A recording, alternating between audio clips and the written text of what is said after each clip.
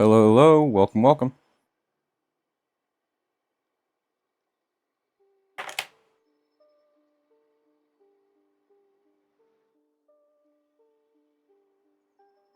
Okay, just trying to do the quick audio test out of the way up front.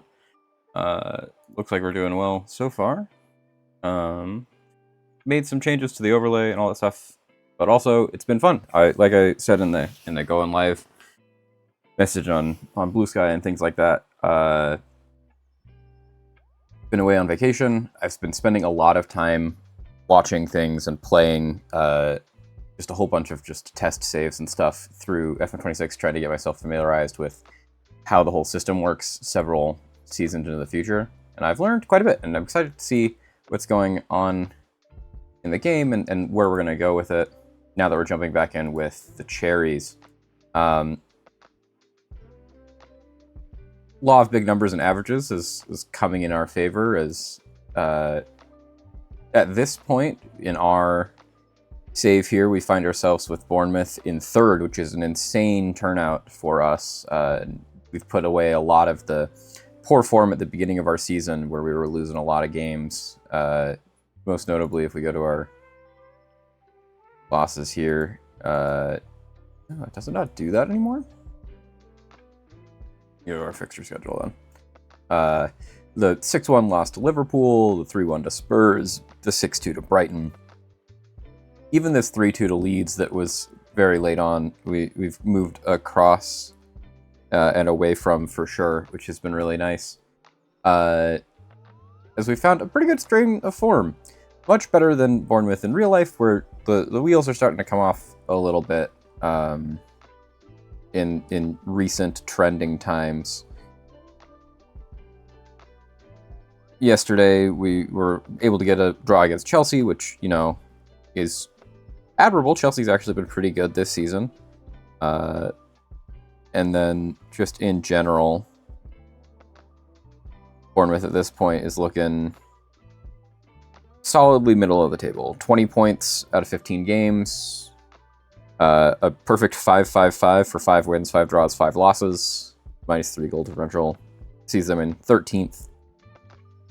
So I'd say that so far, our cherry on my Wayward Son experiment here is going pretty well. We are finding ourselves performing pretty admirably, I would say, in the overall sense of the word. We are doing great. I do think a lot of that comes down to, as I've been messing around with tactics and stuff in other systems and trying other things, I've been playing a lot of back threes in my testing. I've been playing, trying some of those online tactics right now that are scoring really well with strikerless systems.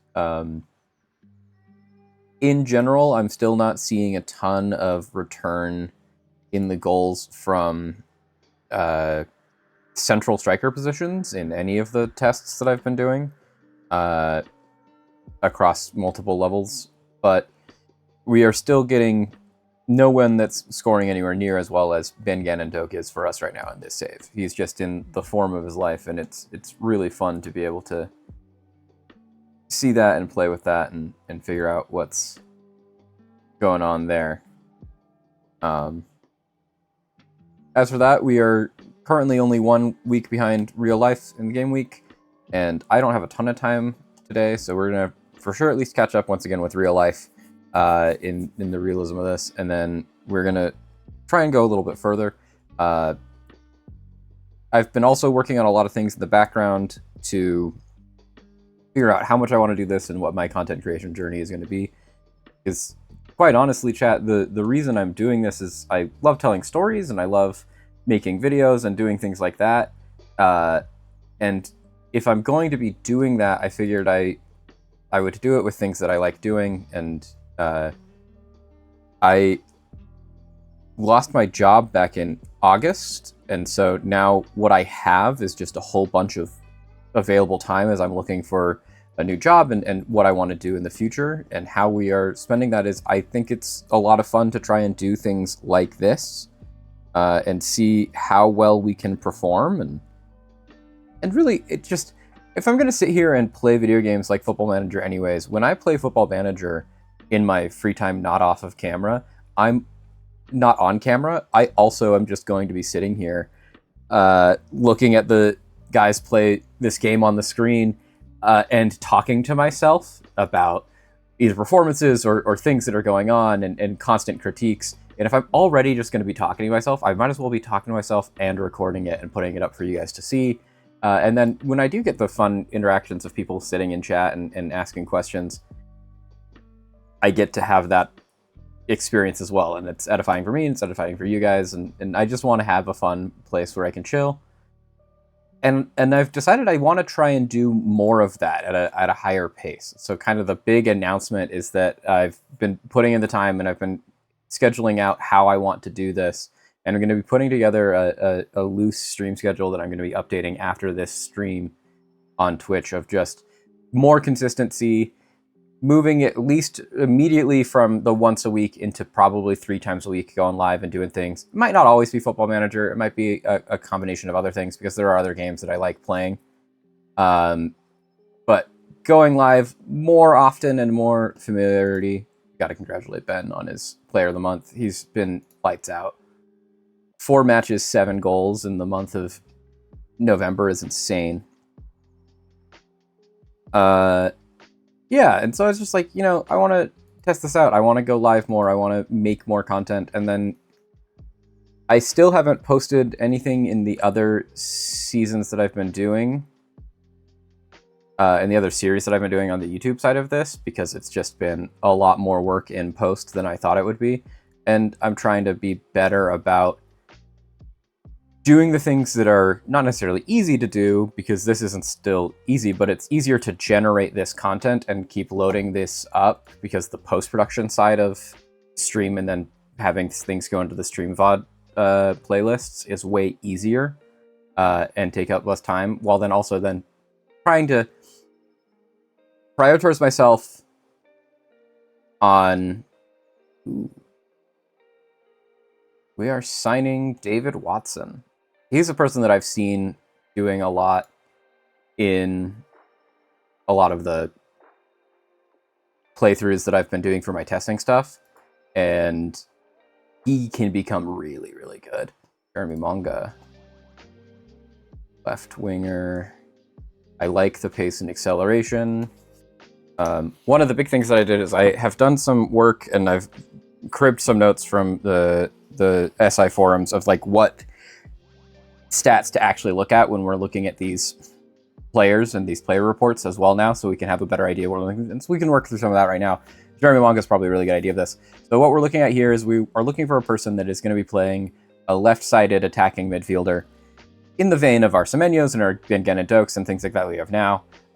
For us, that means in our tactic, they're going to be an inside forward, most likely in possession, and then out of possession, we want them to be a winger, just out here on the back. Maybe even a tracking winger if I remember our out of possession role. Yeah, tracking winger. So we want to look for familiarity in both of those positions, because position familiarity is really important, and for us, at least in this guy, he's capable of being an inside forward, and then out of possession, he can do a tracking winger. He's really bad at it. We have these 5s and all of these abilities that are important, so maybe not the best position for him, but it is a position he is capable of performing, which is it. And then after that, we're looking for, specifically for his position, in order of importance, pace of 14.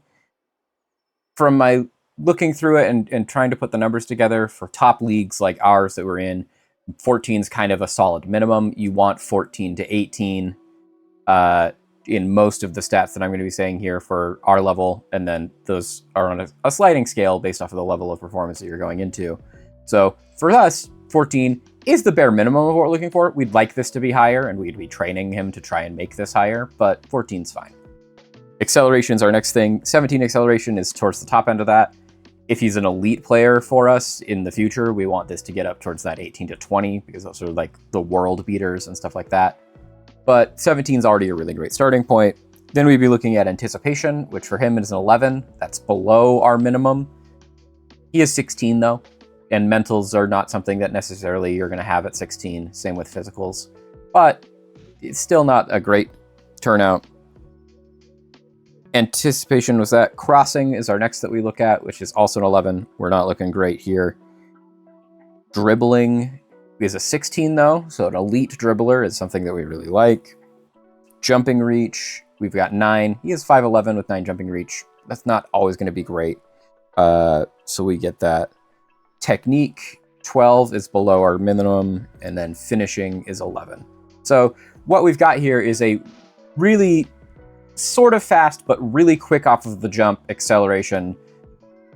Very good dribbler with high flair and good balance. This is a guy that's going to be able to beat his man trying to cut in all of the time, but then he's not going to be able to do anything the ball once he does that. He can't anticipate where people are going to be at a high enough level for us right now. He could maybe in the future. Once again, this is a 16-year-old that we're looking at.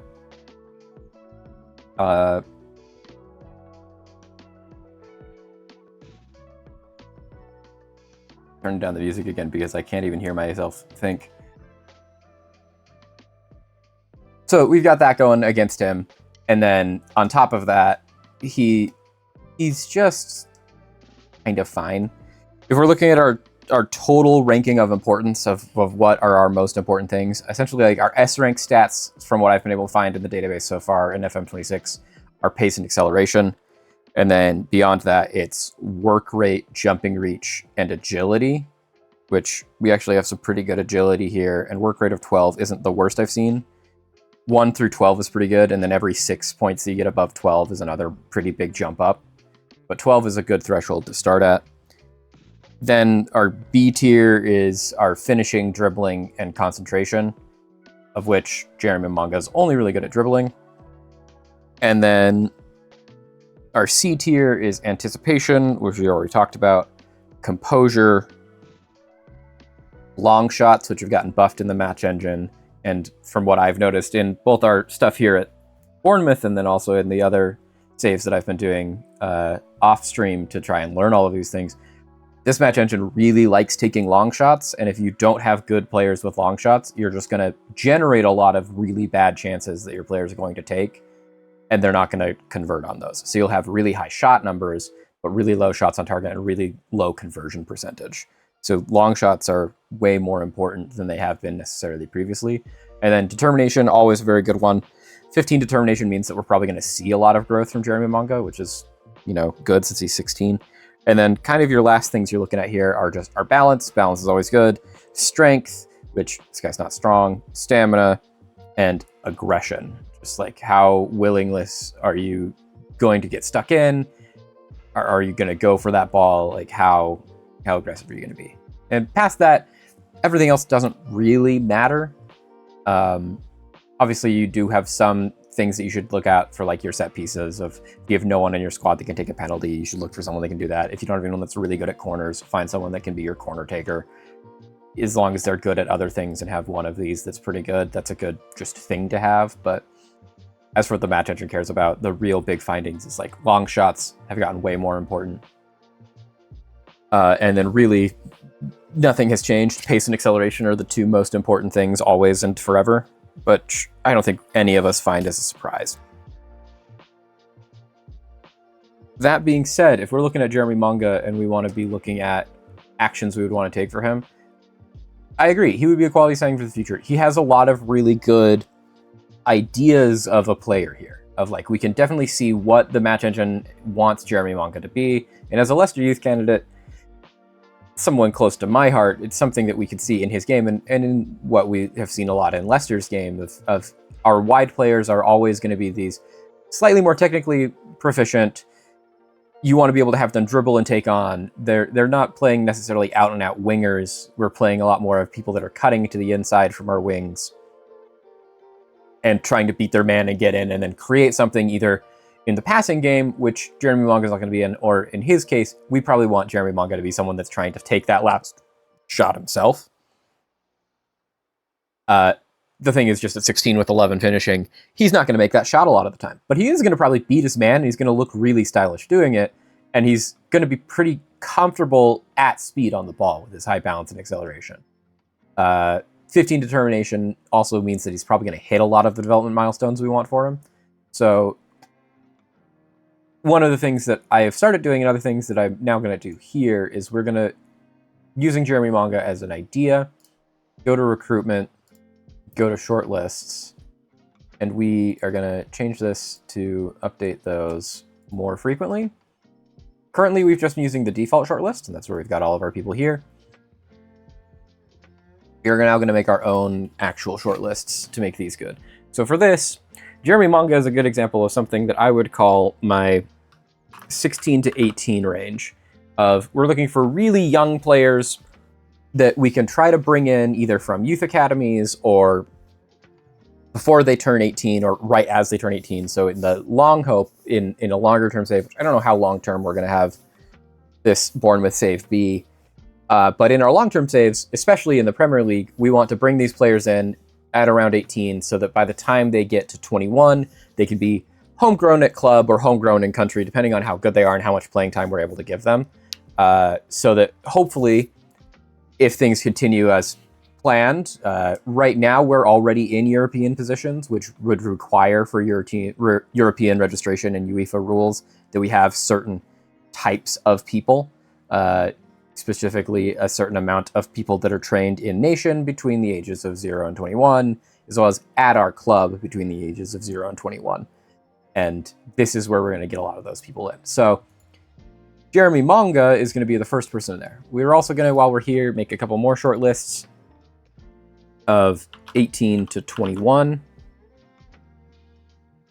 And then we are going to make another short list that is just loan. And then another short list that is transfer. And we're going to start putting people into these short lists as we get either recruitment through or we get recommendations like we got here for Manga. So let's go back to Jeremy Manga as we look at him. So as we've decided, this is a guy that's hitting a lot of the lower end of some of our metrics. He's underperforming on other metrics that we would want for our wide player in our squad and in our system based off of the attributes that we've looked at and identified as important. But he's only 16, so he's definitely going to grow into them, and also with the determination that of 15, he's for sure going to grow in a lot of these key categories for us. So we're going to take the action to add him to our 16 to 18, and we're going to add him for 1 year. I don't like putting people on lists indefinitely anymore, because I find that if you just keep putting people in indefinitely, eventually you end up with short lists that are unusable. So I usually, on my 18 to 21 and my 16 to 18, anyone that I find that goes on those short lists goes on for 1 year. Because then I'm going to get a follow-up inevitably a year from now. So for Jeremy Manga, it's going to be on the 1st of December, 2026 in-game, where it's going to ask me again, hey, do you still want to keep Jeremy Manga? And that'll give me a just scheduled reminder to look at him, see how he's developed in the time that he's either been away or if we've made a move on him, how he's going to be at our team. And otherwise, then make a decision of keep him on there or not. But it's just a way to keep checking in and looking at these people. For our loans, I like to only put someone on the loan list for at most 6 months because I try to time it based off of when the next window is. So anyone that we find right now, our next window opens in January. So most of the people that are going on loans, if we have identified areas in the squad that we need to fill, we're going to put on 1 month. And then for transfer, I'm much more flexible. If it's someone that I think I need immediately, we put them on for a month. If it's someone that I'm like, hey, I think this is someone we're definitely going to make a move for, but I don't know if they're going to make one in this window or the next window, then we're going to put them on for probably 6 months to a year so that we are constantly getting more information on them, but we aren't necessarily inundated with information. But because we just basically don't want to lose them, but we don't know if we're going to move now or if we're going to pull that trigger in 6 months, if that makes sense. But for the 18 to 21s, everything that I find of players that I think would fit in these age groups that I would like to make moves for, we just will always put them in for the full year, and then we will check on them, and they will just transition as they hit those age ranges. So Jeremy Manga gets to go in there. Just to go over it really quickly again, we'll do a lot quicker now with Joshua Quarshi.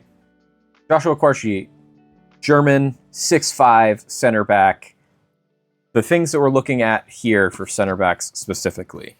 are in order. Jumping reach, 17. Great start. Then we are looking at pace and acceleration again. 18 pace is elite. This guy is probably the fastest center back I have currently seen when looking at a lot of these details. That's great for us to see. Acceleration, 14. Lower end of our spectrum, but still acceptable. Now we're looking at work rate, 14. Also lower end, but perfectly fine. And then finally, anticipation, 11. That's the only place where he falls short. This is an elite signing. I agree with would be a terrific signing for the future. This would be great. This is so good of a signing that he's in that 21, but Joshua Kwarshi actually should probably go onto our transfer. And I don't know that we're going to make a move for him anytime soon. Like, I don't know this is a guy that we sign next month in the January window. For several reasons. One, he's currently injured. Two, we already do have a lot of center backs. And while this center back is really, really good, he's not necessarily one that we need right now. And finally, we just don't have the financial muscle to try and bring in Joshua Kwarshi right now. But he's definitely one that we could try to bring in the June window. So I'm going to add him onto the transfer for 6 months. Because when we get to the June window, especially if Southampton somehow doesn't manage to get promoted, which if we look at them right now, they are third in the championship. So they are not in automatic promotion spots. And because they're not an automatic promotion, there is a real chance that, to be fair, the only thing separating them from Birmingham and West Brom up at the top is a single point. But the same can be said for Stoke, Bristol, Hull, and Middlesbrough. So these 3rd through 7th, honestly 1st through 9th, are all within one game of each other. This is a pretty crazy turnout for the championship. But as it stands right now, Southampton, to qualify and get promoted, would have to beat through Stoke, Bristol, and Hull. Which I would take Southampton in those games every day of the week, but it just does mean that this isn't necessarily guaranteed. And if they don't come up, Kwarshi is a really good person to be thinking of like, hey, I think he's definitely probably what I would say one of the better center backs in the championship right now with the key attributes we've got. Even looking at other ones that aren't on our short list for his position, just looking at other things of like having 15 strength is pretty huge, 14 balance is not bad. He's not agile. He's got 17 long throws, which is great for us. 15 determination at 21 means that he has the potential to get even better. And then heading is fine. Passing of 11, he can pass. He can play your ball-playing center back. Should he? Arguably not, but like he is capable of doing it, and he's especially capable of growing into do it, which is the more important part of this. It's like, this is a guy that we really like. Sebastian Bozelli. Right back. We are immediately looking at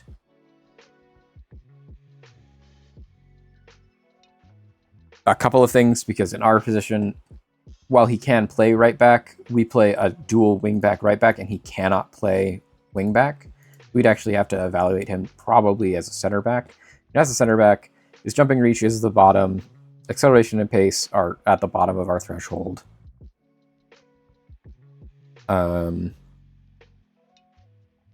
Work rate is below our threshold at a 12, and anticipation is a 14. So the bottom. So like, is this guy as good of a center back? No, he's not. He's definitely a better right back than he is a center back, but we only play right backs out of possession. Like, our only thing is we play pressing fullbacks out of possession, and he's great at that. He's very good at that. But we'd also need him to be good at playing wing back in possession, and we could definitely train him to do that, but he can't do it right now. 1 cap for Uruguay. Senior team is pretty good, though. He's someone that I would look at. He can go on the transfer for a year, though, because I don't think he's someone we're moving on immediately, but he can do the job. But yeah, so that's just one of the big things that I've been spending time on, is looking into the recruiting and looking into what performs and looking at a lot of different tactics just to try things out, because I do think we've kind of captured, for our specific system, lightning in a bottle with the current system that we are running. of I really like how this works out and I really like how our team plays together. That being said, capturing lightning in a bottle is really good, but if you don't understand how you've done it, it's not worth experimenting against it and things like that. That being said, we are now into... Ryan Christie got injured again. Now Gallo's fine. We have to play Adley more. Danny Dixon wanted to loan out. We got him one. Okay. We are playing Everton at home. Let's look at our opposition instructions. Team instructions to add.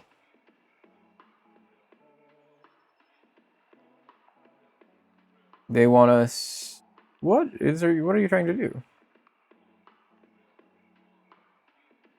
It probably wants us to take long shots, which we aren't good at doing. Let's apply all advice for next match. As rinse fair, we need to be nursing because he is one booking away from a suspension. Good to know. Okay.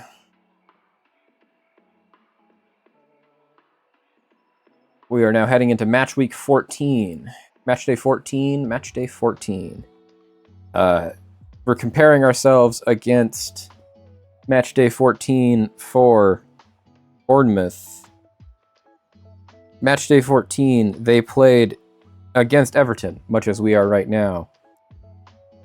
And they lost to a late Jack Grealish goal in the 78th minute to lose it 1-0. So we're going to try and do better than that, is our goal.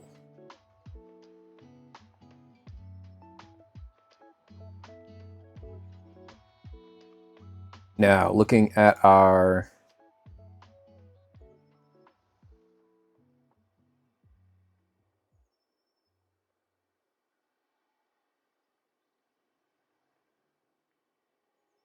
lineup here. We have Kluivert, Scott, Semenyo. Adley wants more playing time, though. So what we're going to do is I think we are going to drop Scott back to Cook's position. And we're going to give Cook a rest and bring in Adley in that position and see what happens. Got all of our subs. We've got everyone there. And then Kluivert can play either side. This is a thing that I've been seeing, and I just want to test it because watching a lot more of Bournemouth actually play, they play Semenyo off the left all the time, and we have almost exclusively played Semenyo off the right. And I just want to see, since Semenyo has not been performing great for us, is like I think the not so secret of our game so far is that he's just not necessarily been putting in the performances that we would expect from our star player and the person that in the real world everyone is currently predicting as one of the best players in the league. And to be fair, he hasn't been showing up as well in the December, November timeframe in real life either. But he is definitely world class. This isn't trying to take away any credit or anything from Antoine Semenyo. It's just that being said, maybe there's a secret to having him come in off the left instead of off the right. So let's at least just try it and see what happens. But let's go, boys. It's time to start a game. Let's go cherries. And we're looking for something here, chat. We're looking for market improvement. We're looking for a continuation of form.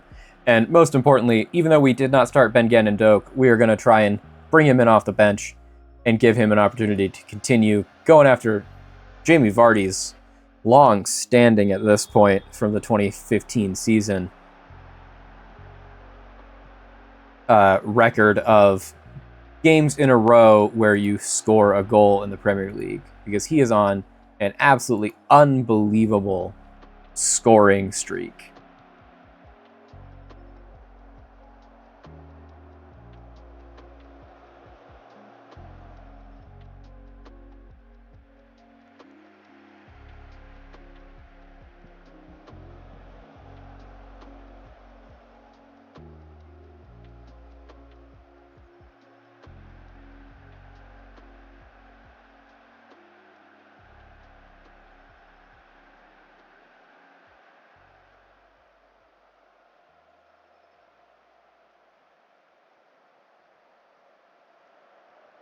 Well, I like the stats we've got. 2 shots, 1 on target. Okay, finally a highlight. I was going to say, 22 minutes before a highlight is not what I was expecting. Okay, Svenio finds Adam Smith out on the wing. Cuts it in. Oh, and Antoine Semenyo from the left with the header from the cross from Adam Smith. There we go. There it is. We've done it. Oh, I am peaking my mic. Let's draw that down a little bit so I can stop peaking. Incredible. Antoine Semenyo just finds the right spot. Maybe there was something about this having Antoine come in from the left thing. Maybe this is where he's always belonged. But that's a statement of intent. If I've ever seen one. Let's go.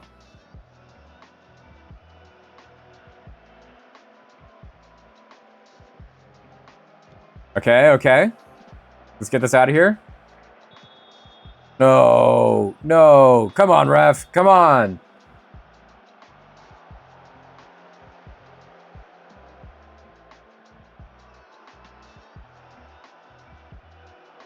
I don't believe it. Adrien Truffert as well. Come on, Truffert.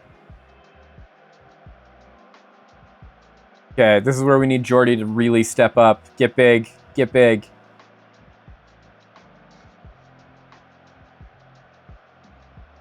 Go on, chat. Jordy saves the Jack Grealish penalty. That is absolutely insane. We've got another corner coming in here. Okay, Truffert. Hands in your pockets. I don't want to see you pushing anybody.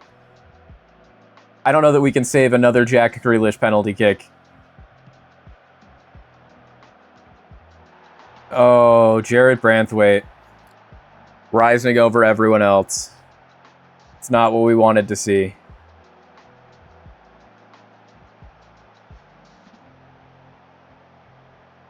To be fair, Jared Branthwaite is so tall. Yeah. Diakite somehow looks like a regular person next to Jared Branthwaite. Okay. This just means that we got to step it back up, work our magic. Momentary setback. That's all it is.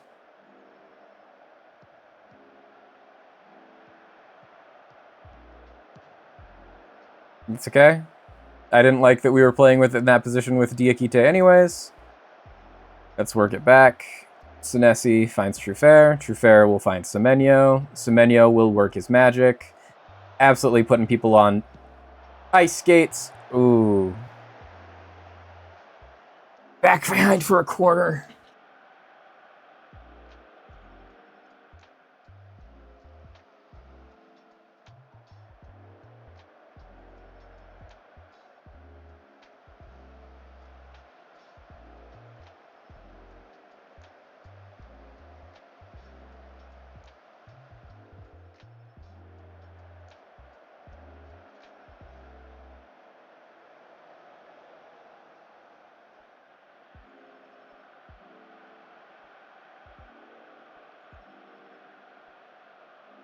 Okay. Tied at halftime. I'm not liking it. We can definitely do better than this. I do like Semenyo getting a goal, though.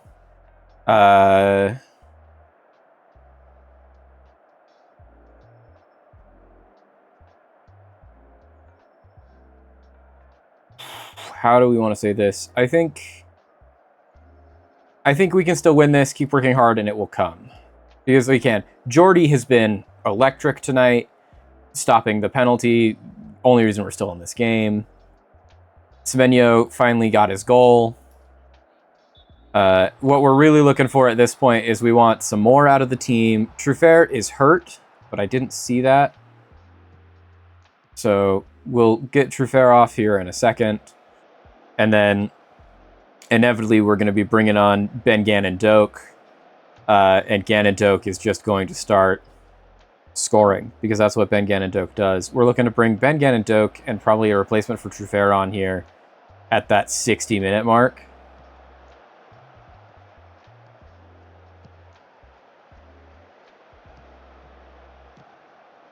Antoine Semenyo going to go absolutely bananas. And there it is. Antoine Semenyo with the brace. I think we've found the secret. We've found the secret, chat. The reason why Antoine Semenyo wasn't scoring is that the right side is just not for him. He's been cursed. The left side of our attack, that's where he just needed to be, because that was just an incredible reception by Antoine Semenyo. And then just beats his man, cuts inside, and slams it home. Jordan Pickford was nowhere near that.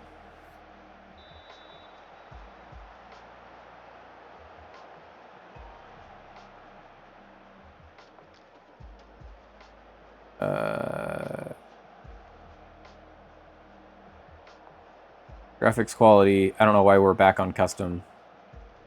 Go back to low. Say things were getting jittery, and I know they're not supposed to be jittery because we've streamed this without it being jittery before. But also, I don't know why they changed back to custom on those, because they weren't that way previously. Some other things that I did, we forgot to make our changes that we wanted to make at 60 minutes. I got distracted looking at that and talking to you guys, chat. Why didn't you remind me? 60 minutes. Okay, so we've got to get Truffert off. And we don't have anyone else that can play his position. So we will swap Smith with Truffert, and then Truffert will come off for Freeman. And then Kluivert has been a good servant, but it's time for Gannon Doak to come on and get us our third goal. Semenyo we will leave on because he's on a brace, and we don't want to take him off. Because we've waited for 70 minutes. I don't think we're getting a great return for our time off of Evan Nielsen. So let's try Enes Unal. And let's start there.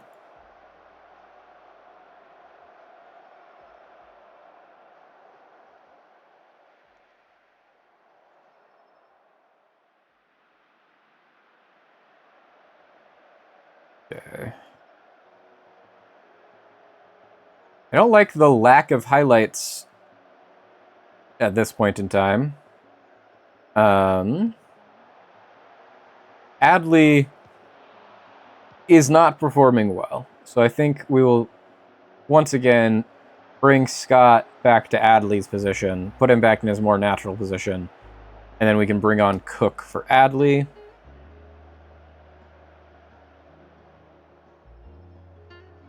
And we've already got our highlight. There we go. What this needs to be is a Ben Gannon Doak absolute screamer. Or complete the hat trick for Antoine Semenyo. Oh, Smith beats his man.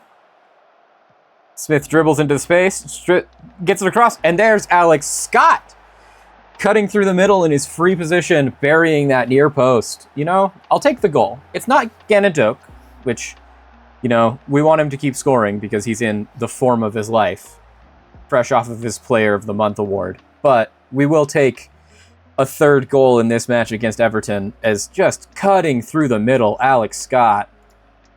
Tarkowski, with some truly horrendous defending, just got right between Branthwaite and Tarkowski there. Now that we're late on, we'll make our final sub. I do think we can probably bring on Christie for Adams. Just to keep ourselves solid in the midfield. And you know, we've got 5 minutes of added time for Ben Ganondorf to, you know, continue showing us why he's the best in the world. Although, this has very much been the Antoine Semenyo show. Oh, James Gardner with the ball in possession in the middle of the pitch. It's back to O'Brien. Grealish in a much deeper position than I'd expect him to be. Ooh, great turnover from Christie. Unal picks it up. Finds Scott running in. Scott's got Doak in the middle. Cuts it back to Christie. Christie takes it on himself. That's off the upright and in behind the goal. That's a good opportunity, but it looks like we're going to end. We have broken Ben Ganondorf's scoring streak. That's on me. I didn't get him in there early enough, I don't think. But Antoine Semenyo with a brace. It's everything we could have asked for. That's a great win, boys. Let's go.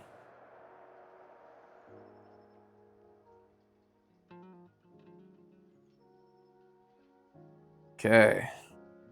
Adrien Truffert twisted his knee. Smith was stellar as Bournemouth eased to victory. Always praise Adam Smith. You were outstanding. Keep up the good work. Bournemouth win our 6th straight. I'm not going to request a new contract. I feel that's tacky. We don't need to do that. I believe in getting paid fairly, but also at a certain point when you're making so much money, you really need more money to coach people in playing a children's game. Adam Smith, at 34 years old, based off of that last performance, is Player of the Week and has been given a current ability star boost, which is hilarious to me. Just Adam Smith, inside wingback. He's 3.5 stars. He's up in everything at 34. He's wanted by Crystal Palace. As much as I don't want to necessarily give him the new contract, we might give him the new contract at this point. Keep him around because Adam Smith is one of our own. He wants to die in his boots. He's been here forever. Yeah, just original Spurs, then Wickham. We've had him here since 2013. So look at the player that we've gotten in Adam Smith for an investment in 2013-14 when we were still in the championship of $400,000. And he has just been with us ever since. He's scored in total for the club 5 goals, all in the Premier League. Hasn't scored any this year, but he has some assists. He has a player of the match, all at 34.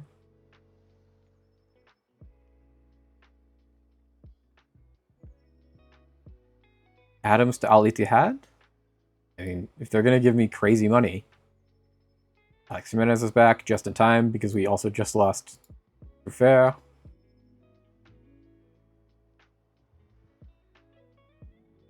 Rojas Fedorushenko? That's a name. That's an insane name. Petrovic and Mareshka. Set for a reunion of the Vitality.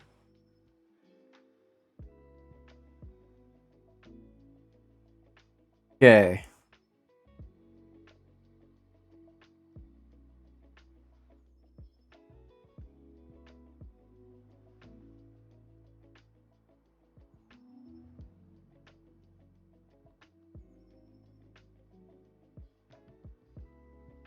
We're about to hop into focusing our attacking play down the right side against Chelsea. Okay.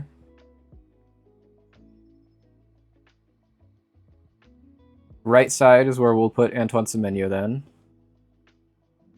Great training. Love the training.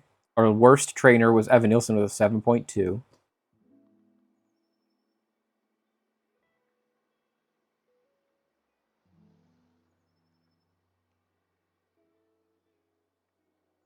Okay, so we're now going into most recent match week. This was played yesterday, real time for us, and I did watch the highlights of this game. It was a very frustrating 0-0 draw, which for Chelsea will feel like a loss, for Bournemouth will feel like a win, but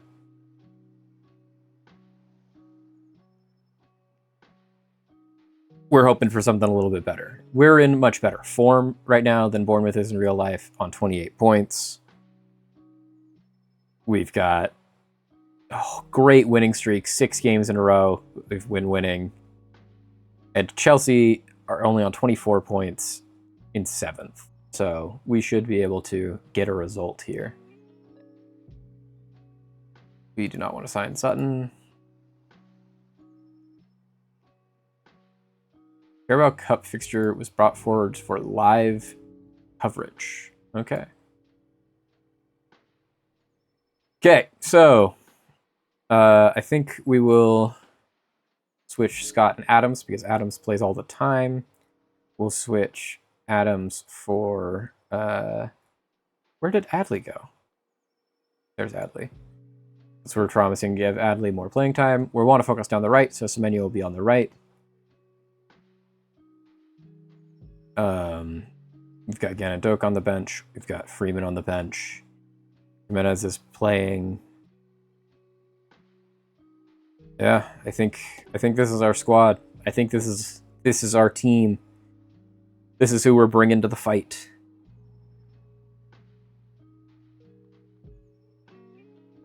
We're expecting to see just more of this insane form that we got from Semenyo in our last game. Semenyo brace into more Semenyo goals would be the ideal.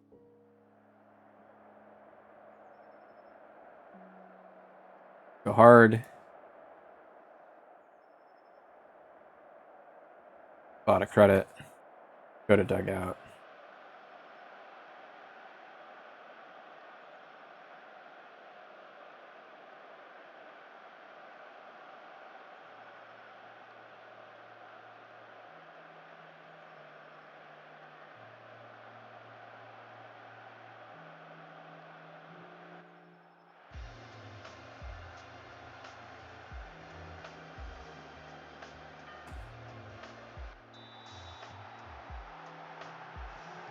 Okay.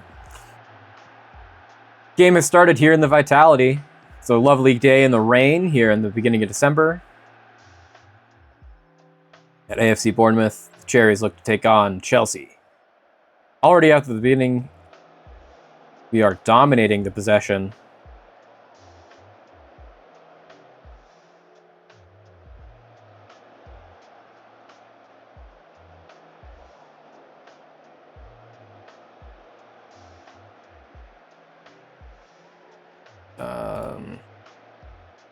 Go up to positive. I need to remember to actually make that change at some point.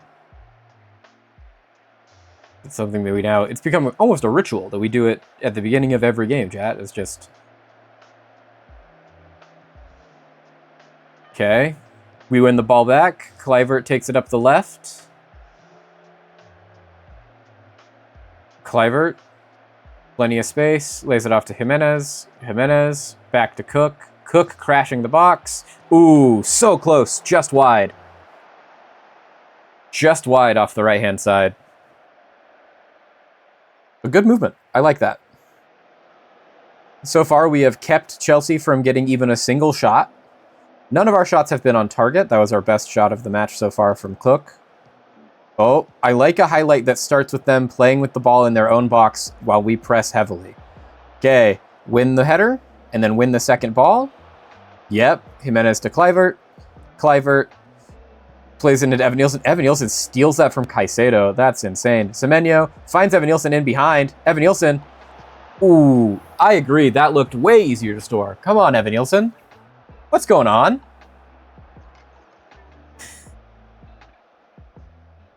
I like us, though. We're looking deadly. We're looking lethal. We are not playing through the right as much as I thought we would based off of the opposed changes that we made to the tactic to do so. But... Oh, Kluivert. And then we find Jimenez on the overlap. Jimenez cuts it back in. Jimenez. Oh, that was such a good shot. Sanchez really full stretch got there to that one. We now officially have our first shot on target of the match.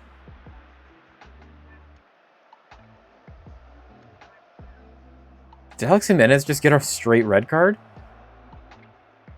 That just said straight red card Alex Jimenez, but he didn't. So I don't know what happened there.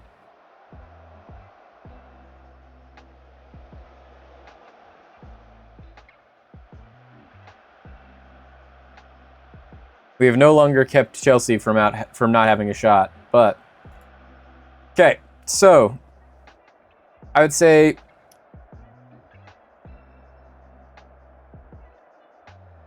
I'm actually pretty delighted with there. Let's go do it for the fans. They don't seem interested in that.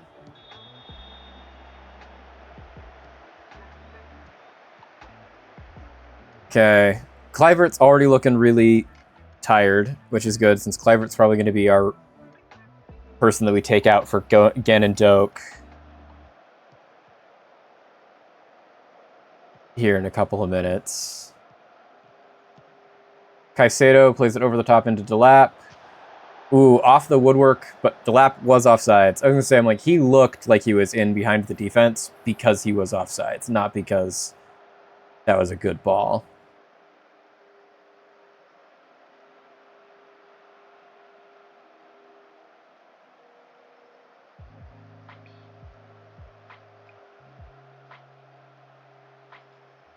Okay, we're coming up on this 60-minute mark. Starting from a Chelsea free kick here. Okay. Play it short, lay it off. Enzo Fernandez. Oh, why did we leave Alejandro Garnacho in just infinite space? I'm glad that he didn't take any of the shots that he had there because we gave him way too much room there on the side. Oh, Cook, there you go. Cut out the pass.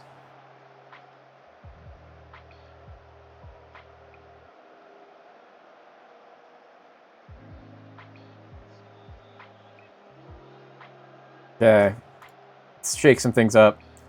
We're going to swap Kluivert and Semenyo. And then we're going to take Kluivert off and replace him with Gan and Doak.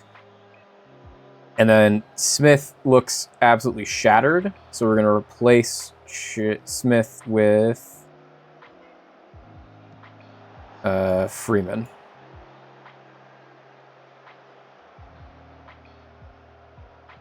Diakite finds Smith. Okay. Nice. Cook finds Kluivert. Kluivert beats both of his men. Jimenez on the overlap. He does have a yellow card, so there was a card probably on that challenge that they showed us a card for. Ooh, that was actually really good from Cook. Really close. Just couldn't keep it down enough.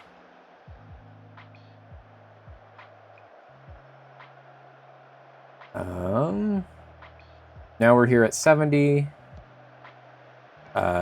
Let's do Evan Nielsen for Unal.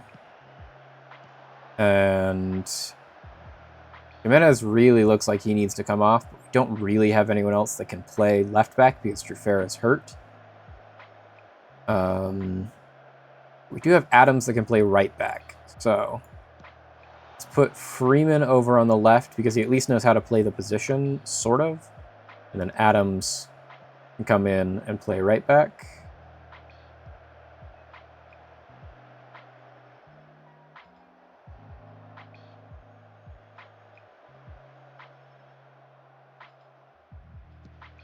Adley plays it in, finds Freeman. Freeman can't beat Badiashile, but that's to be expected. And Gan and Doak from range.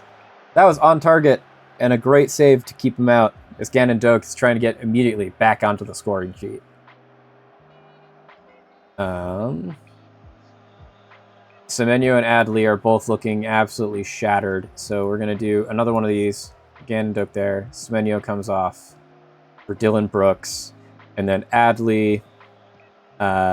we will bring on Christie. We've already made all of our subs? We have. Well, Adley, you get to stay on. You wanted playing time. So here you go. Have at it. Okay, Senesi on the long throw. Our last chance to try and do something here. Enes Unal into Freeman. Freeman finds the back of the net. Let's go! Golazo! Insane. The long throw to win it in the 84th minute for Bournemouth.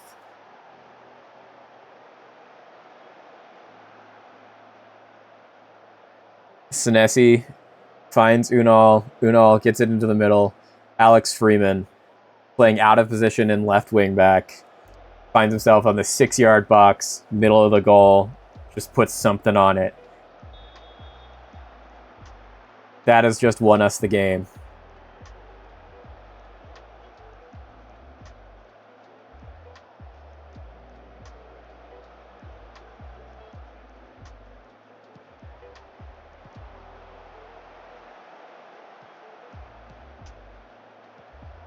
Reece James close down on him. No. Why did we let Reece James have that much room? A, why didn't we clear our box immediately so that he would just be offsides when they did the pass back to him after the corner? And then also, why did no one come and close him down? Like, what are we doing? Freeman, why are you... Brooks. No one closed down Reece James. Okay, well, we've got 5 minutes for a miracle.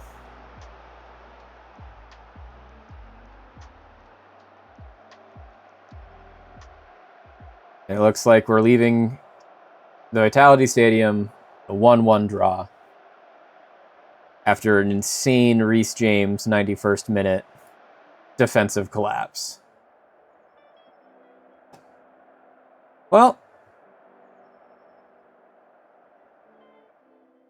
that's caught us up to real life at this point. Freeman gets a good goal. Reece James, unfortunately, ties it up.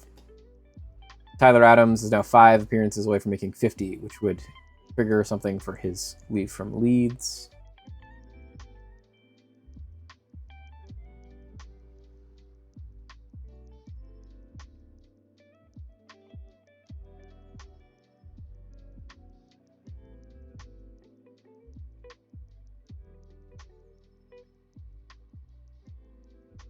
Now we're looking at our next match being Manchester United.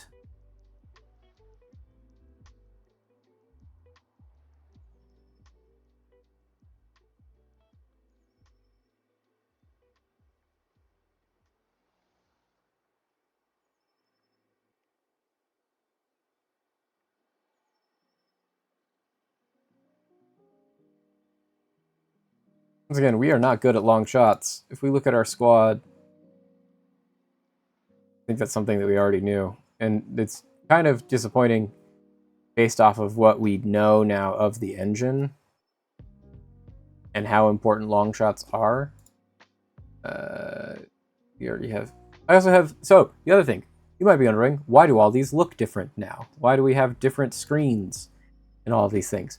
It's because one of the things that I did do, and shout out to Second Yellow Card for all of the fun work that he does in his videos, of putting together these views that I uploaded in. We saw them in recruitment. We see them here. I like this a lot more because it gives us an ability to look at some of these more important and most important things here. It doesn't have all of them, which is fine, but it is already just... There's a lot more valuable information on these screens when we look at them this way. If we auto size to make it so we can see all that, just like already getting stuff like world reputation and ability and just having actual stats that matter on this. For what we need, though, one that we want to look at is technical attributes and long shots, because looking at it, we really don't have anyone that even hits our minimum threshold for our level we're in of what we think a good long shots should be, which isn't great. To be fair, for our system that we're playing, we don't really have any positions that we play that need to have good long shots, but we do want them to have admittedly better long shots than this. But the rest long shots being Kluivert, Unal, Semenyo, and then Jimenez, Osborne, who is a youth player, Truffert, who is a wingback, then Christie and Rupi. Like, we don't have great long shots. We want these to be closer to a 14. So it's also one of those where it's like, Lewis Cook keeps taking a whole bunch of long shots for us. He does have a 9 long shots. is a 9 long shots and a 10 finishing, which means like Lewis Cook probably honestly shouldn't be taking any shots for us. What we want him to be doing is passing and tackling and all of that. So it might be worthwhile to go into our match day and make the changes that we knew we were going to make, namely go into our tactic and change our mentality to be positive. And then also put in some specific instructions on like Lewis Cook. That is Lewis Cook. No, Lewis Cook. When Lewis Cook is in this position, we do not want him to be shooting. We are fine with him taking more passing risks, though, because he is one of our best passers. Similar to like Semenyo, we look at Semenyo in this role, we want him dribbling more because he's so good at it. We want him shooting, we want him roaming, so like that's why we have those. Okay. It's 1:42. I kind of wanted to go till probably closer to 2:30-ish today. So let's keep going. Let's try and get through this Manchester United game. Maybe even a little bit further. Because today's going to be a short stream, but the end, I'll announce what the streaming schedule is going to be going forward. And we're going to start trying to do things that are a little bit longer.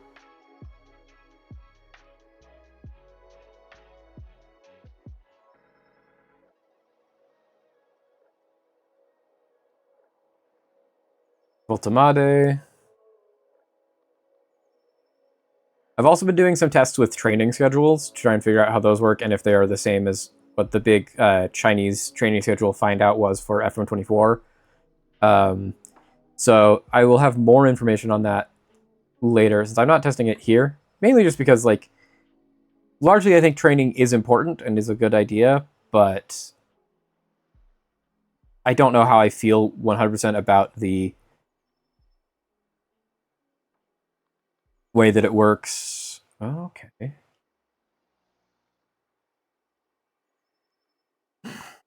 Zero Argentina caps, under 20, or otherwise. Can play DM in center mid. Accelerations 14, which is what we like. Anticipations 13, which is not far off. Stamina 14, we like to hear that. Jumping reach 4. He is also 5'5". This guy is very short. Composure 14 and passing 14. He checks every box other than jumping reach for us for a DM in our position and in our system.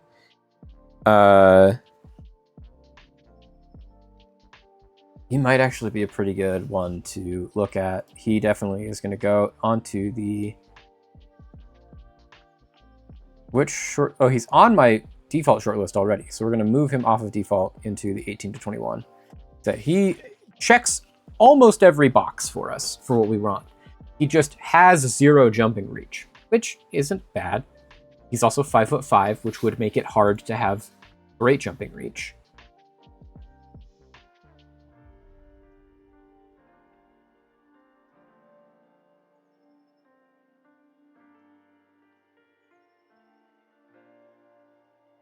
Elliot Adley is ill with the flu. We'll send him home.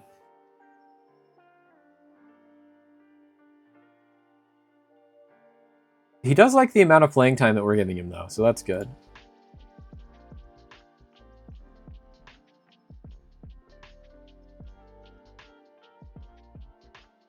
Back to training, though. I don't know necessarily how I feel about it when it is like...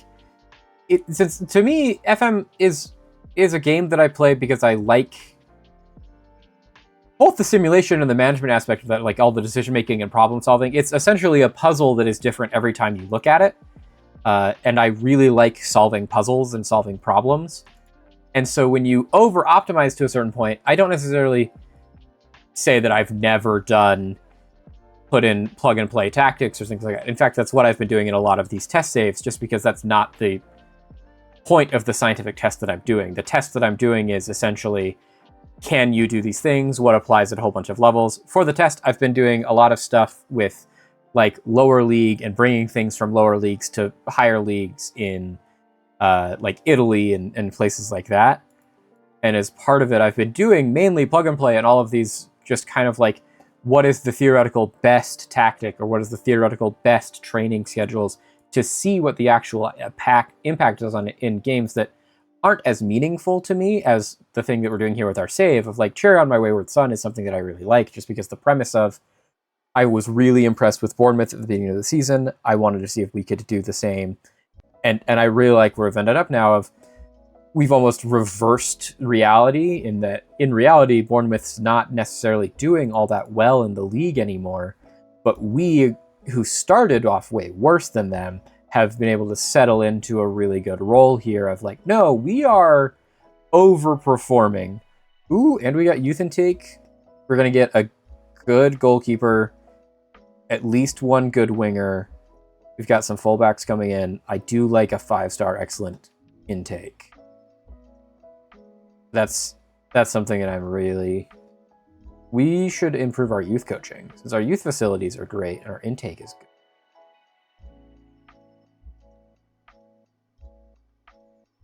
One is promising center back.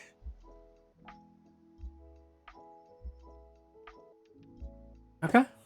I don't hate that.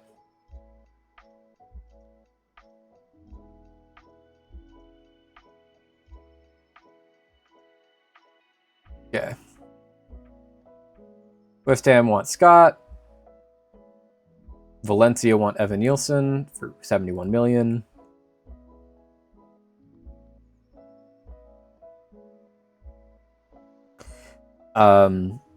And so right now I don't do any of the training stuff on this because especially when we started this as a beta save, in the beta I'm very much more in the mindset of we know the game's not perfect, so let's not even try. We are now out of beta, but the game is still changing at an unprecedented rate. Like we had multiple patches even this week, which I do like, and I do want to say in the positivity of the space that I do think the game is getting better with every patch. That being said, I don't necessarily ever want to do the optimal thing for training. Since at the end of the day, it's a game, and the game is what you make of it, and you were playing it to have fun. And what's fun for me is solving the challenge and finding out the narratives that are coming along the way. Like, what I really love the most about our save right now is how absolutely great Ben Gannon Doak has been for us. And right now, he's now 2 games off the bench without a goal, and that's a little disconcerting, but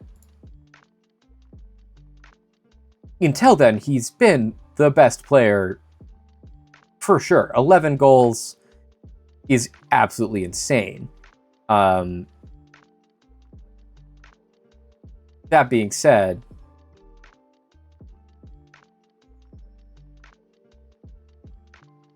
that's the thing that I love about this, is that we are getting to live in the reality where Bournemouth is currently second in the table, in our table. We're about to play Manchester United. And youngster Ben Gannon Doak, who came to us from Liverpool, came through the Celtic system, was off to a really promising start at Middlesbrough. I can't remember when he did his knee in, but just like absolutely demolished his knee a couple of seasons back. And for us, he's one of the best players in the world. In reality, he's still good. Like, he's been playing very well for Scotland, and he's been doing a lot of good things there. But like, he hasn't been playing as much for Bournemouth in the actual league. If we look at Bournemouth for their players,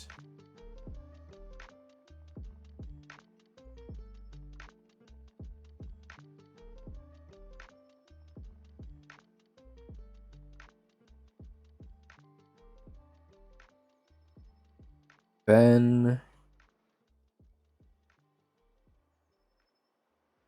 and Doak. He has played 4 matches, has 1 assist in the Premier League, and has an average match rating of 6.26, which is the exact opposite of our Ben-Gan and Doak, and that's the fun part, is we get to live in the future here on the stream where the cherries are doing great, and it's entirely because Ben-Gan and Doak has redeemed a lot of that glory from the player that everyone thought he was going to be when he was 16, and now he's 20 and is lighting things on fire, which is so cool. Like, that's why I play this game, is for the narratives that we get to experience that aren't real necessarily, but they are to us, and that's so cool.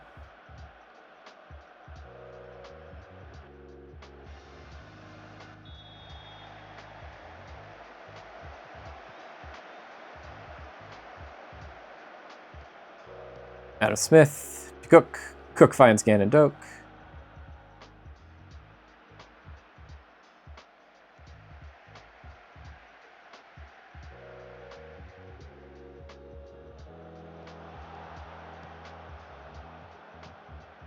Bruno gets Mbuemo set free.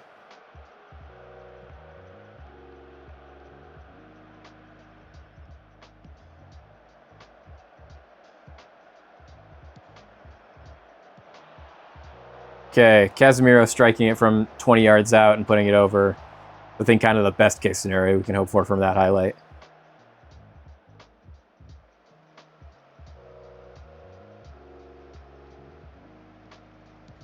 This is also a non-Ruben Amorim Manchester United, because when we were playing last week, we were able to see that he got fired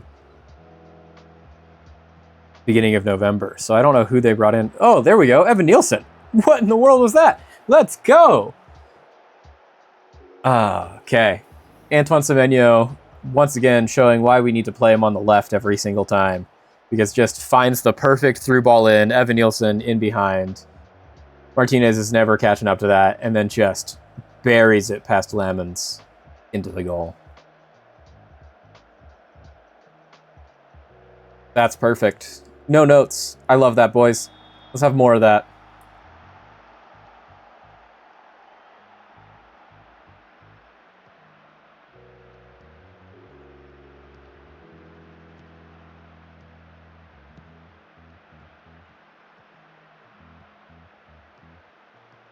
Ahmed Diallo doing Ahmed Diallo things.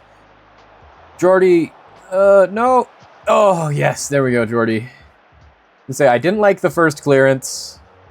I did like Mateus Cunha not being able to get his header on target.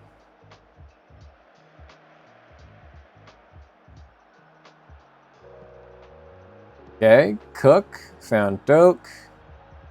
Back to Cook. Back to Doak. Smith, Scott.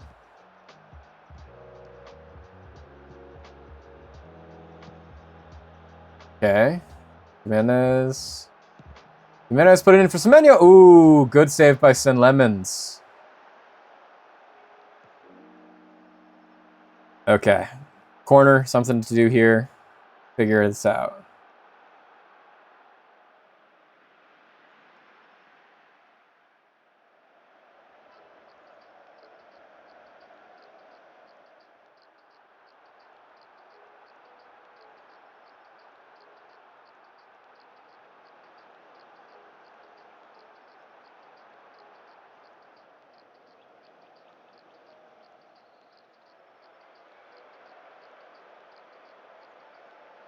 Okay. We're winning in the stats. We're doing pretty well here.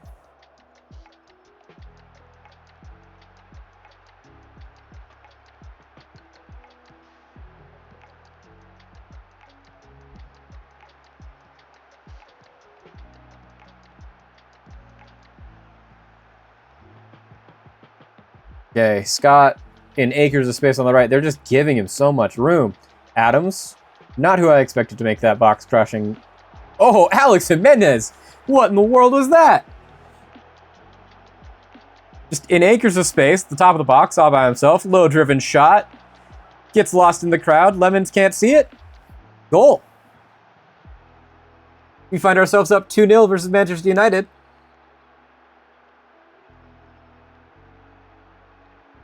in the Theater of Dreams.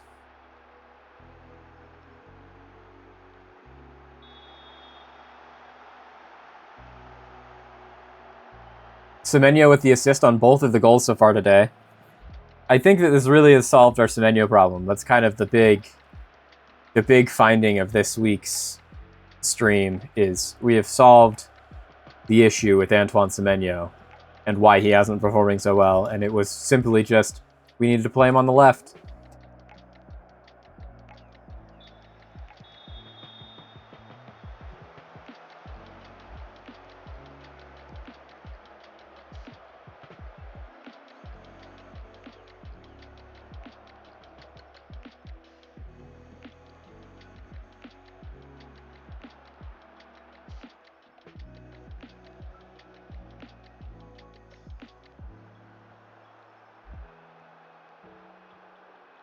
Okay. Coming up on our 60 minutes. Smith is the only one that's looking worn out, which is great because he's the one that we have the easiest just plug-and-place replacement for in Freeman on the bench. Jimenez getting worn out is a little bit worse, though, because we don't have someone for him other than maybe Truffert.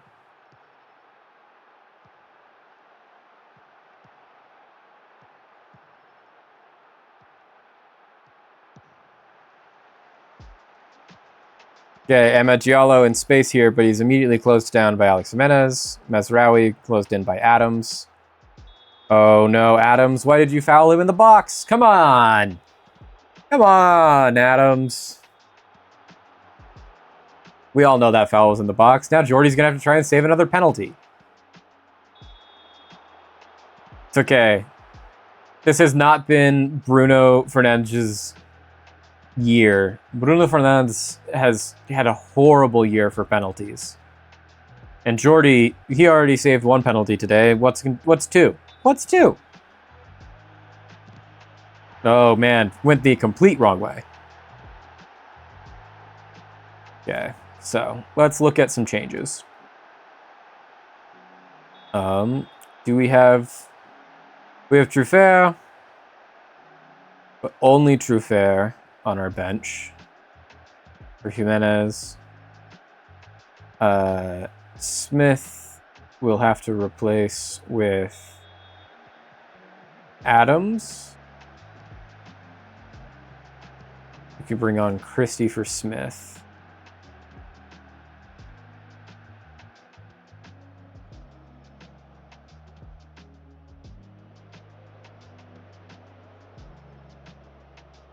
Okay, that brings us to the 72-minute mark. Let's bring on Kluivert for Doak and Brooks for Brooks for Semenyo.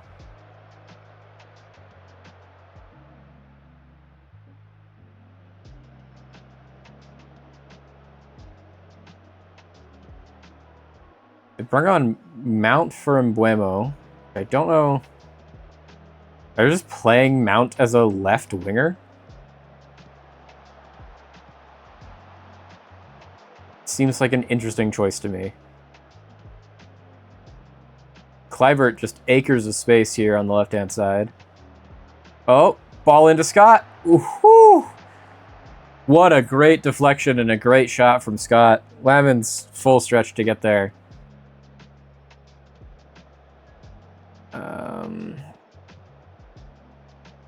Got Tavernier, and we've got Unal, and we've got Nagalo, and we've got Hill. I think we bring on Tavernier for Scott.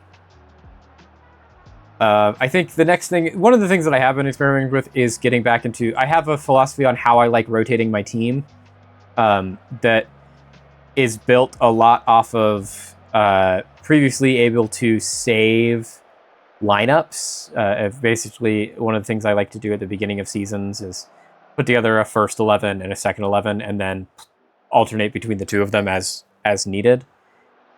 When we started the save, that feature wasn't implemented, and I don't know that it's fully implemented now, but I have been trying to find a way to track doing that well without having to use that system. because I do think one of the things that we're going to run into, and that we might already be running into... Oh, Justin Kluivert, what in the world was that?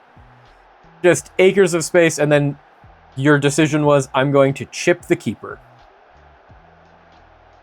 That was such a cheeky goal.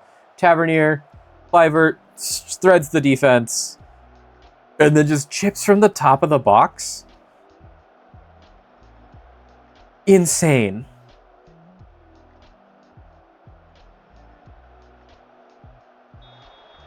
But I do want to get just kind of... Because it avoids the playing time issues, it avoids the burnout issues. It avoids the fact that we're going to have a lot of things like this where Adams and Cook are both just absolutely exhausted, but that's because they start as our back two almost every game. And there are other people that can play in those positions, like Scott or Christie or Tavernier, that are also good enough that they should be playing. We absolutely demolished Manchester United there, though. That was not even close.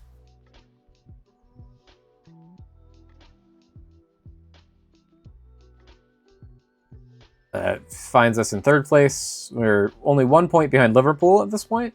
We are 11 points behind Arsenal, though, who do look imperious already. Like, just, I don't see how they lose the Premier League from here. Are they on an invincible season?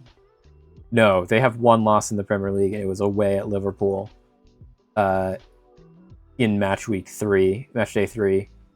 Otherwise, though, they have not dropped... they dropped points, but they haven't lost again in the Premier League. They drew Villa on the 6th. They're not doing as well in the Champions League, though. I mean, they're doing pretty well. They beat Bilbao. They beat Frankfurt. They beat PSV. They drew with Inter. They beat Monaco. They did lose to Bayern. Well, like, not the best, but the fact that they only have one loss this season is terrifying, though. We are 5 from 20, which means we have to play Rennes a whole bunch of money.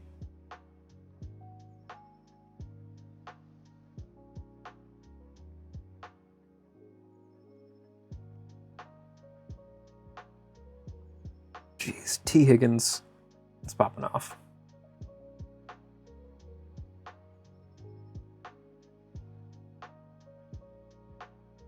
Okay, Cracker at Anfield. Dingo Ouattara at Brentford, performing very well. Freeman can now speak English. That's another one that just absolutely mind-boggled me. It's like, Alex Freeman is from Miami, Florida. Played at Inter Miami. Is a U.S. citizen. Did not speak English. Okay, Aston Villa. Our next game. I also think it might be our last game of the stream. I do want to kind of wrap up at 2:30. I got dinner plans with my family. Gonna go over to their house. Okay, Abdukir Kuzanov. I think we already have him on a short list. Rooney Bargi. Excellent signing. We all know that. That's actually really cheap, too. How much did they pay for him at Barcelona? They got... Barcelona signing what is like the worst kept secret of insane wonder kid in Rooney Bargi from Copenhagen for $2.9 million is ludicrous. Like, that is absolutely unhinged.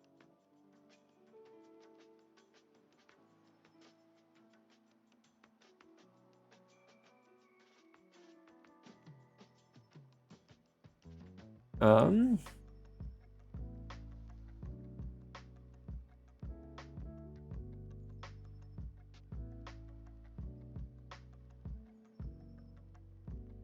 that's why I'm losing. The Seattle defense got 19 points this week.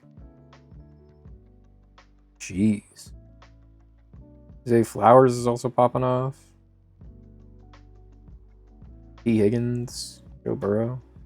Got 37 points out of Josh Allen today, and 36.34 points out of Josh Allen today, and I'm still going to lose this week. One of, I think, the biggest flops of my season so far in this fantasy league is that I picked Justin Jefferson because he has been, like, unarguably the best.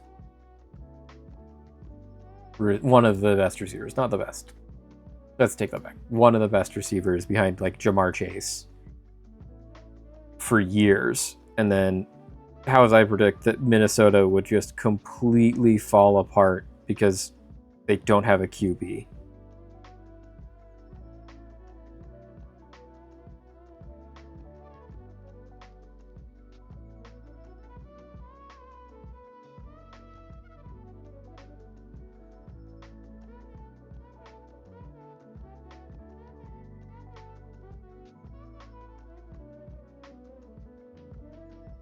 Okay, so players to move between squads. Who do they want to move? Milosavljevic. Let's just do the classic. He is training with us, but for squads, he's available for the U21s. Always. That being said, we are going to play him in this next match because it is a cup match, and we're going to apply, as just a proof of concept, my ideas of how I think we're going to be rotating in the future.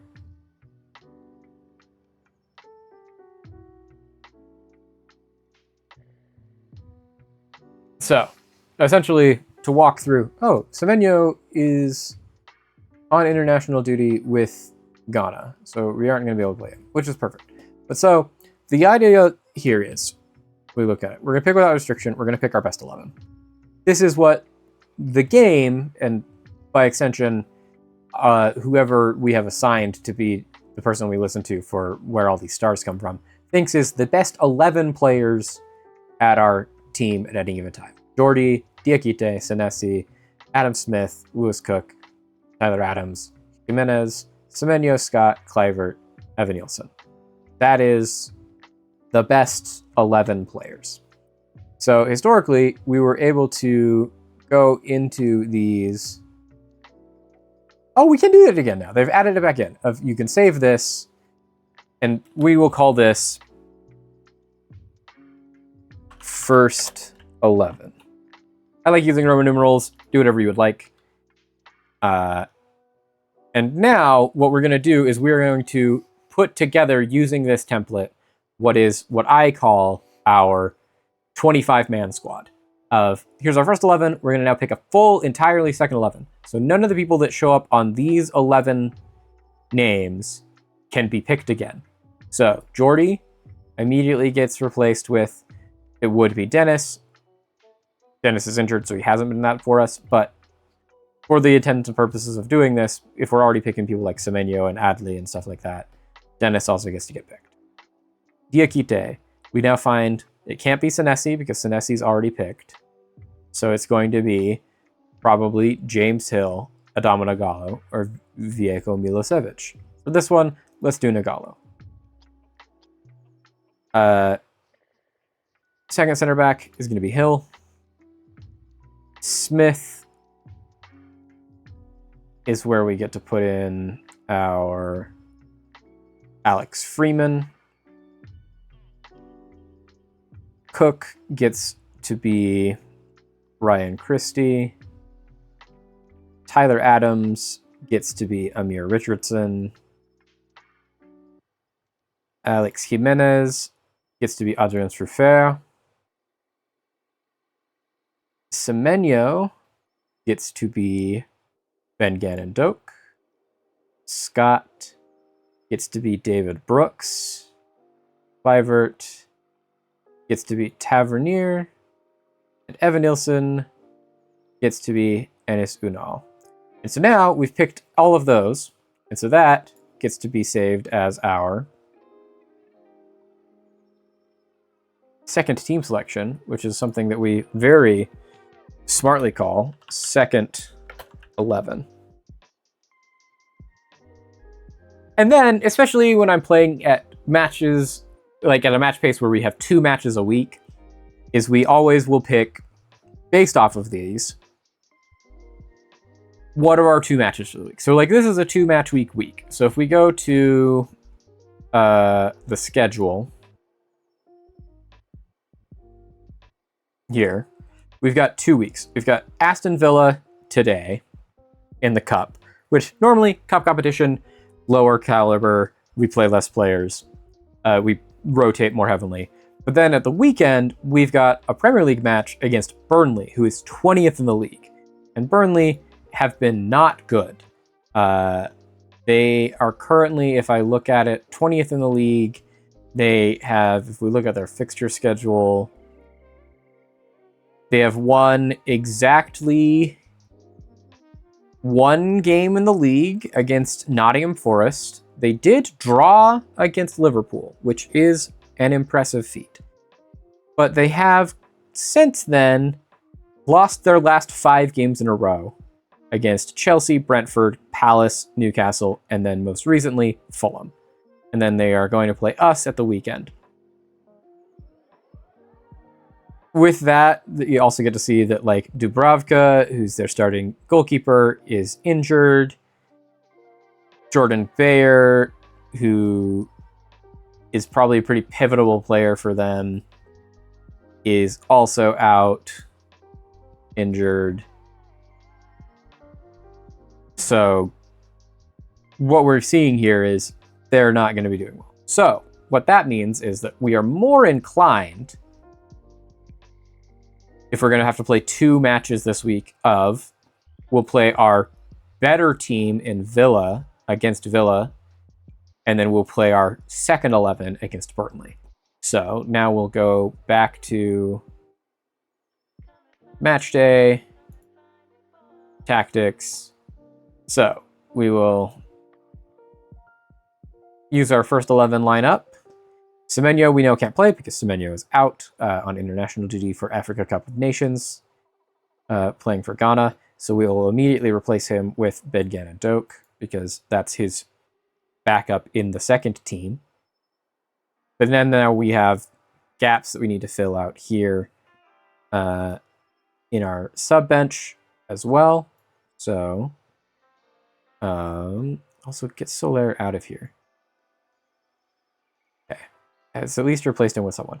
So now what I like to do when we look through this is it is very much just let's start with no subs. So right click on all of these, get them all out of here.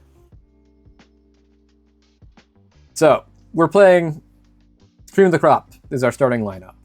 We have to have a backup goalkeeper. McKenna is our backup goalkeeper because our actual backup goalkeeper in Dennis is hurt. Also, McKenna is about as good as Dennis and younger and homegrown. So like we're not really losing out a whole bunch of ability in case we need McKenna to step in. Now, so we have a backup goalkeeper because goalkeeper's going to get injured. We want to have, we know that Jimenez and Smith are both really tired, so we're going to start with finding replacements on the bench for each of them. Means Truffert gets to be number 2 on the bench, and I'll even let Freeman be number 3. Got those. Diakite and Senese, we don't need to, but if either of them get injured, we want to have someone on the bench, and that's where we bring in either Nagalo or Hill.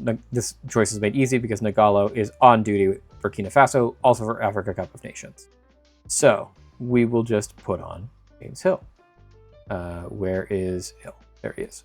Hill immediately becomes pick number 4. Now, Adams and Cook probably both get tired. So we're going to need both Christie and Richardson. Now, across the top 4. We love having Adley on our bench because Adley can play at every single one of these positions to a high level.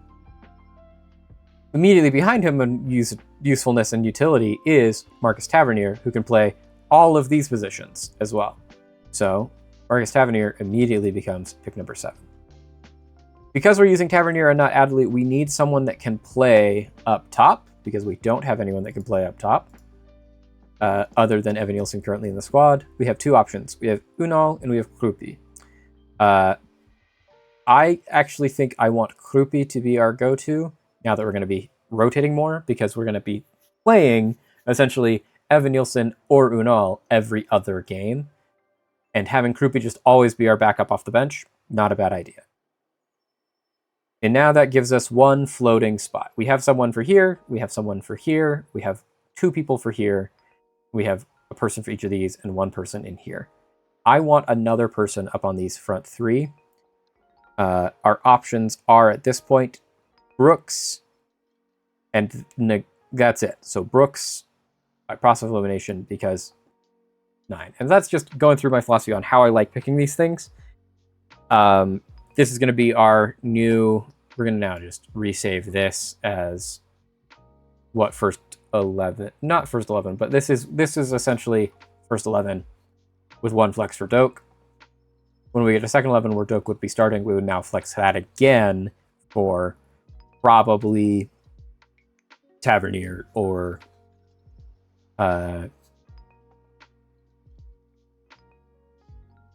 Brooks as our starting right winger.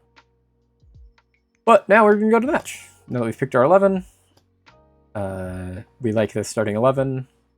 We're going to go to match.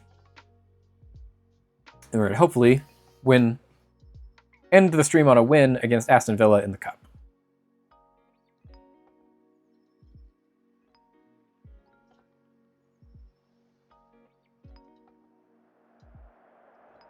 Okay, Denver, I need you to outperform the Seattle defense, which might not be possible. They got 2 interceptions, a fumble recovery. They blocked a kick. They returned it a punt for a touchdown or a kickoff.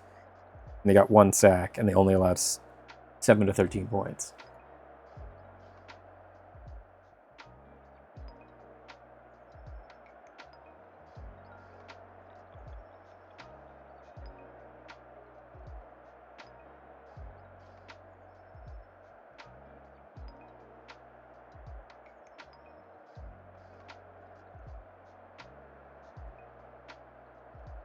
Okay, let's go put on a show.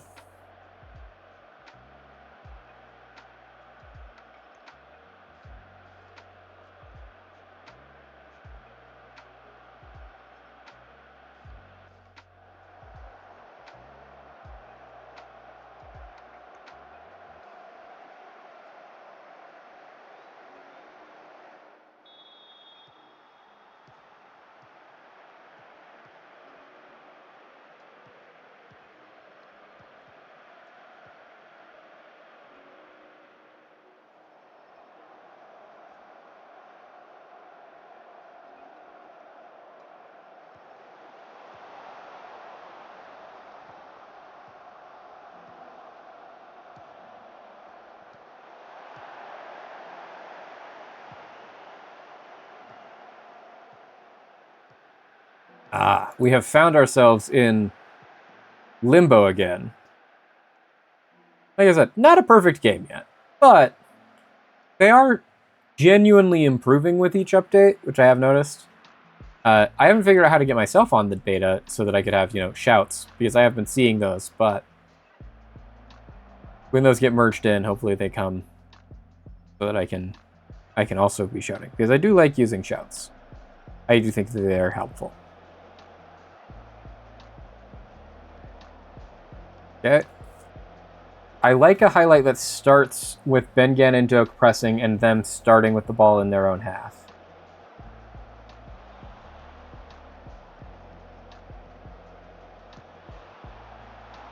I would have liked it ending with us winning the ball and doing something with it, but I will also accept Jadon Sancho hitting the top of the bar and going out of play. That's also fine. For their only shot of the game, that is an acceptable shot. Now they have 2, which less good, but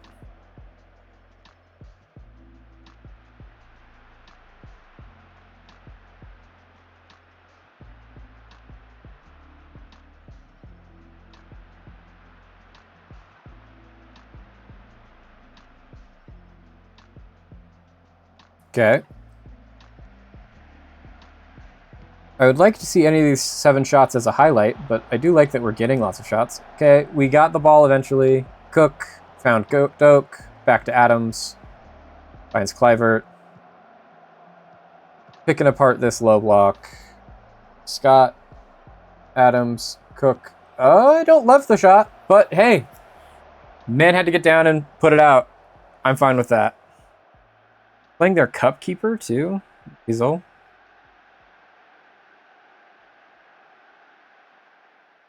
Pretty good cup keeper.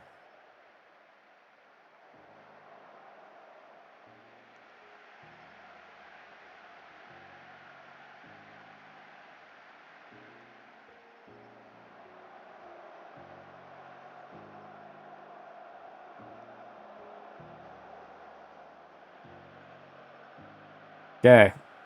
The fact that we only got 1 highlight in that first half is not good. I'd like to see more from this team.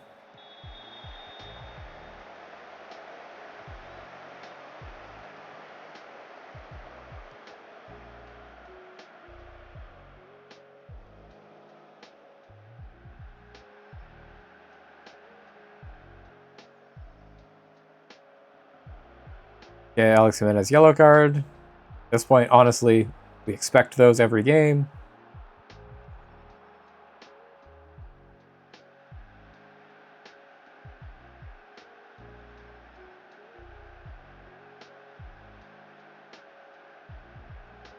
Okay, we're coming up on 60 minutes here.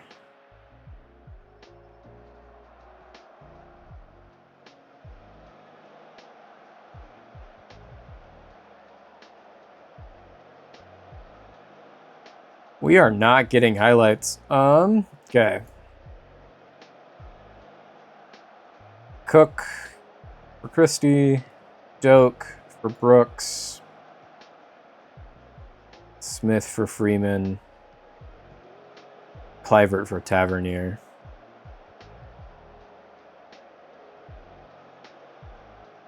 Just replace everyone. Try and get something. Show me something else. Anything else. We have 20 shots, 7 on target, and none of them have been a highlight.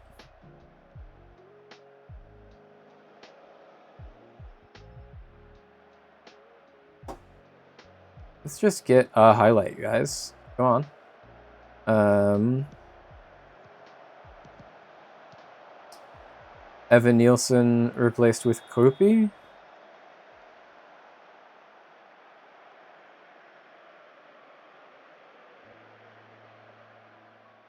And then for the last 5 minutes, I want to try some instruction changes. Let's go positive. Raise the tempo. Let's go more direct. We're going to go...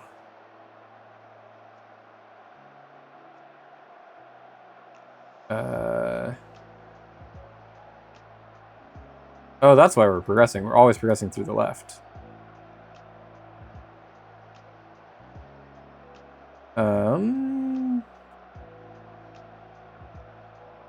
Pass into space. We're going to try and get in behind.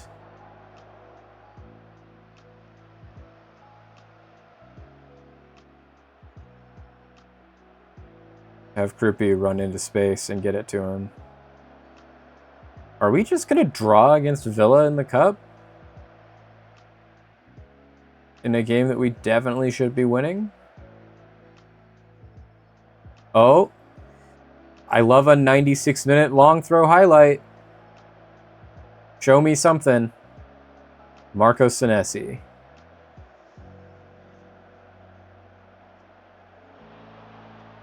Nope. Okay. Well, Krupi is the only person on the pitch that can take a penalty, so we'll remove that one. And then it's Christie, Tavernier, Freeman, Diakite, Brooks, Jimenez, Scott, Senesi, Adams, Jordy. Okay. Go cause a few surprises. Okay, Krupi. There it is. We love that. We also love that they did not bring on the current world Golden Glove holder Emiliano Martinez for the penalty shootout. Well, we get to have Mr. I've already saved one penalty against Jack Grealish today, Jordy Petrovic.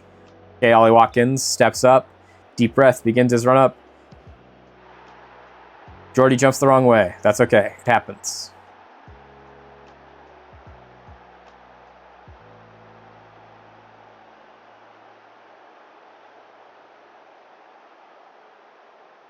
Okay, walking up to take his shot.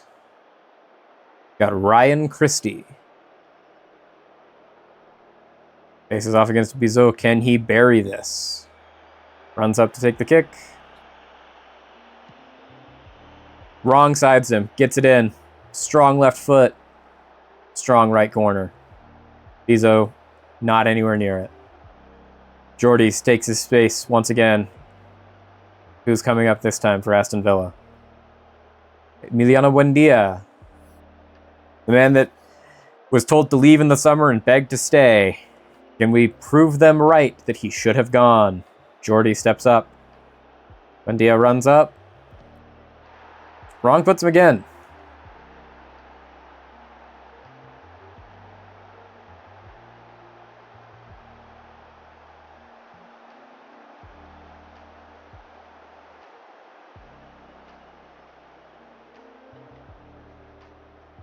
Okay, Bournemouth, let's do this, Cherries.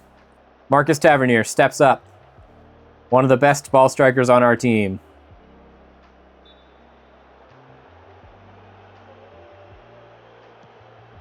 Buries it right down the middle. 3 for 3.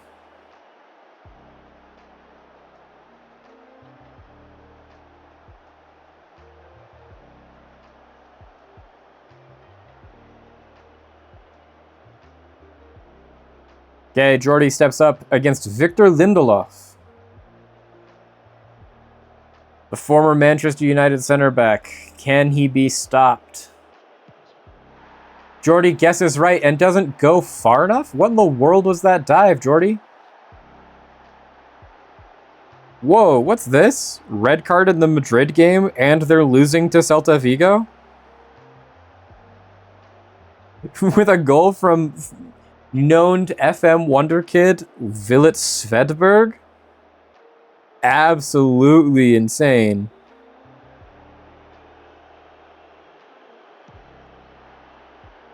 Freeman buries his. Bournemouth a perfect 4 for 4. Cool, calm, and collected. Can Jordy not only guess correctly, but finally get the stop? He should have stopped that Lindelof goal. Now we're going up against Bogard.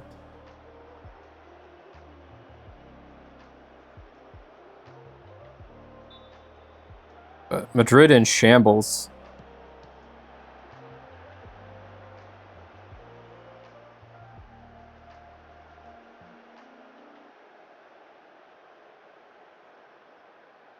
Oh, and we got the stop. Let's go, Jordy. Let's go.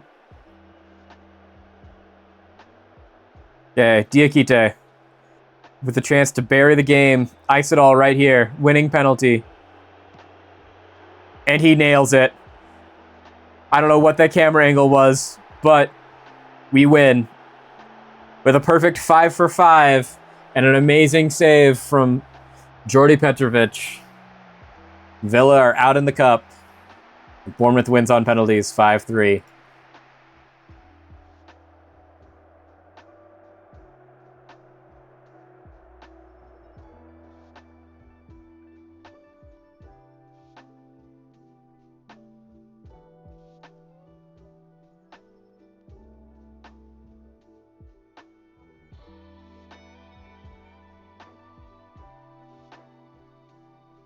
Awesome. And that brings us up to 2:30. I think that's going to be it for me today. Thanks for joining me here at the Jank Drawer. It's been fun. Let me see if I don't have a graphic or anything made. Maybe I should do that, but I'm going to be updating that like I said, thanks y'all for people that do come in and for people that watch these in the VODs. It means a lot to me. This has been a lot of fun. The point that I want to commit to doing this more often, and in doing so, I have come up with a stream schedule that I am feeling pretty confident about. Currently, we're going to go from what we've been doing, which is a pretty unscheduled once a week, to a new schedule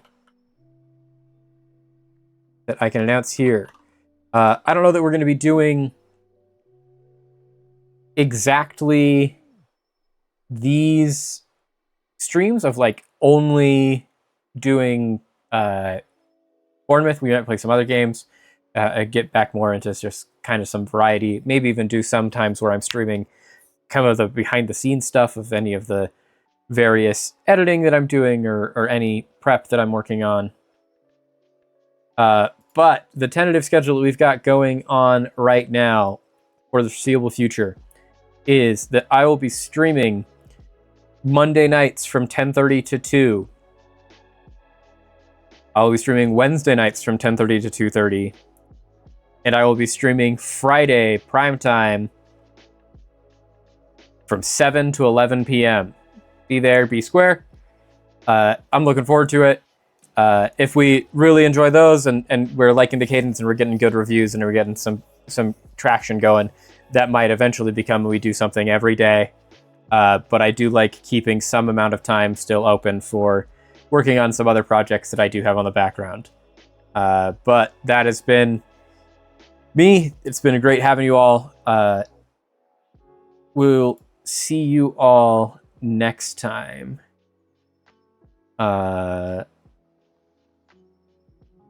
Until then,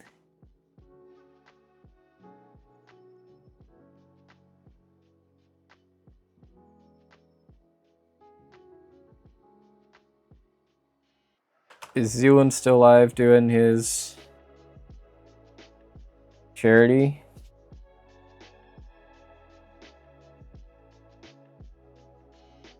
He is. Not that there's anyone here to watch it. Go watch that. And that's it for me. Thanks all.